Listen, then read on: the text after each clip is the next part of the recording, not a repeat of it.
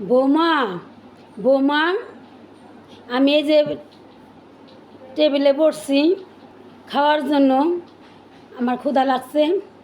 তোমরা তো খাইলা, ছেলে খাইলো, তুমি খাইলে, বড় মাছের মাথা দে, আমার লিগা করে ভাত আনো, আমার তো ক্ষুধা লাগছে, খাবো, আনো। বৌমা, বৌমা, আনো আনো। ই কি, ই কি, তোমরা বড় মাছের মাথা দিয়ে ভাত খাইলে, আর আমার জন্য কি আনছো? এই পাঁচ শাক, এ খালি শাক দিয়ে ভাত আমি খাবো?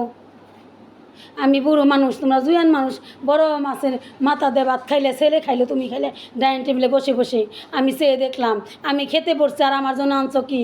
এই পাঁচ শাক, খালি পাঁচ শাক দিয়ে ভাত খাবো আমি বুড়ো মানুষ? আরে আমার কপাল, আমার কপালে এই করেছিলাম আমি।